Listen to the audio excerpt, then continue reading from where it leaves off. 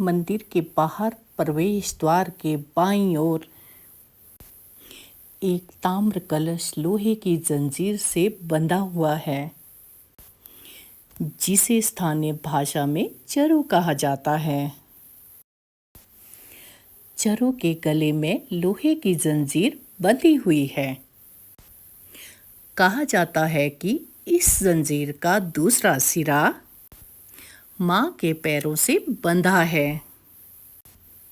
मान्यता है कि सावन भादों में जब पब्बर नदी में अत्यधिक बाढ़ आती है, तब हाटेश्वरी मां का ये चरु सीटियों की आवाज निकालता है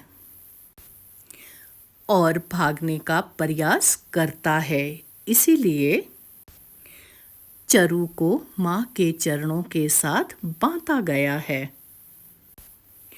लोक कथाओं के मुताबिक मंदिर के बाहर 2 चरु थे, लेकिन दूसरी ओर बंधा चरु नदी की ओर भाग गया था। हिमाचल प्रदेश के कई मंदिरों में चरु बंधे दिखाई देते हैं।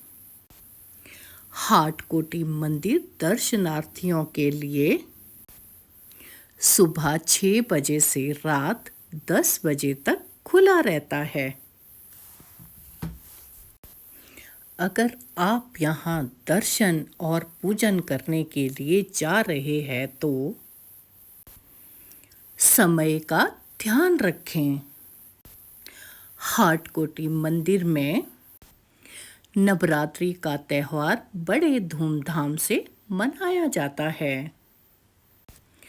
नवरात्रों के दौरान न केवल मंदिरों को खूब सजाया जाता है, बल्कि हाटेश्वरी देवी की पूजा का भी विशेष आयोजन किया जाता है। इस अवसर पर श्रद्धालुओं का बड़ी भीड़ भड़ाका उमड़ता है।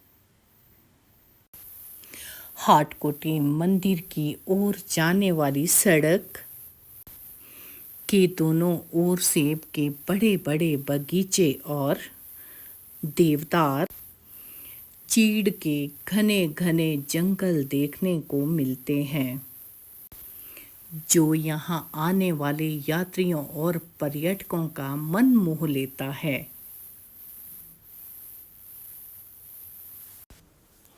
हिमाचल प्रदेश भारत का एकमात्र ऐसा राज्य है जिसे देवभूमि कहा जाता है। देवभूमि हिमाचल की राजधानी शिमला में कई प्रसिद्ध आध्यात्मिक और धार्मिक स्थल हैं।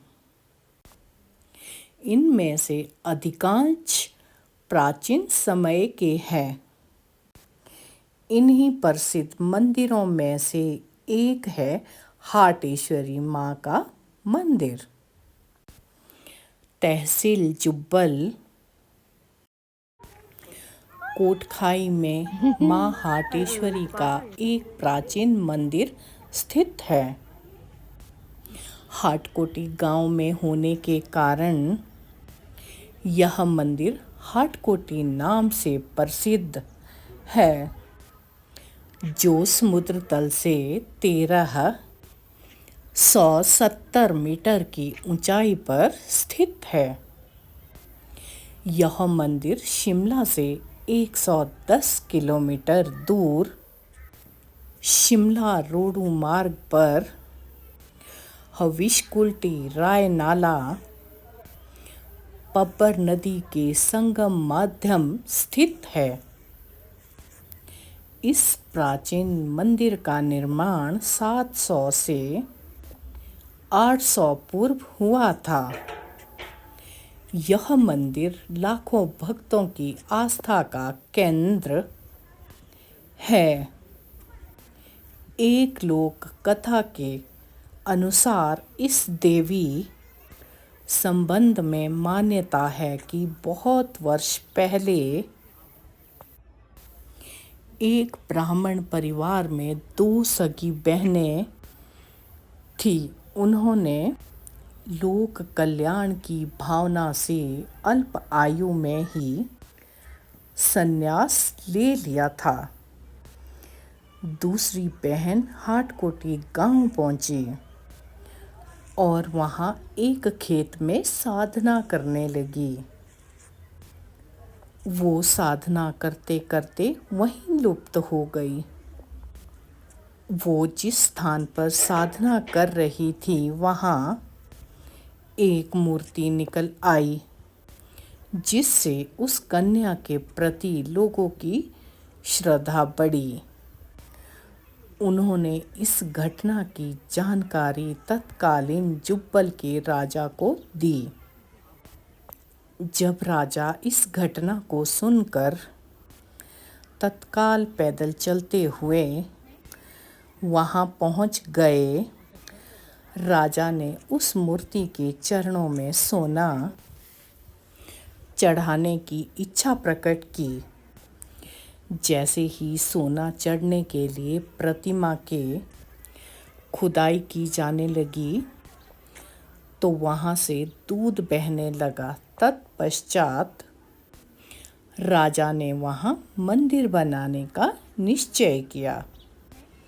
लोग उस कन्या को देवी मानकर हाटेश्वरी देवी कहने लगे।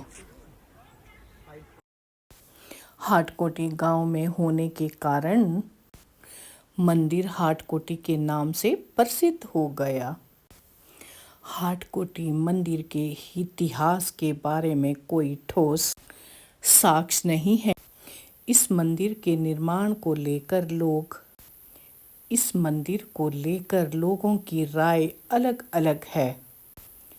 जहां कुछ लोग कहते हैं कि हाटकोटी के मंदिरों की स्थापना 3री शताब्दी में श्री आदि शंकराचार्य ने की थी, वहीं कुछ लोगों के अनुसार यह मंदिर 10वीं शताब्दी के आसपास बना है।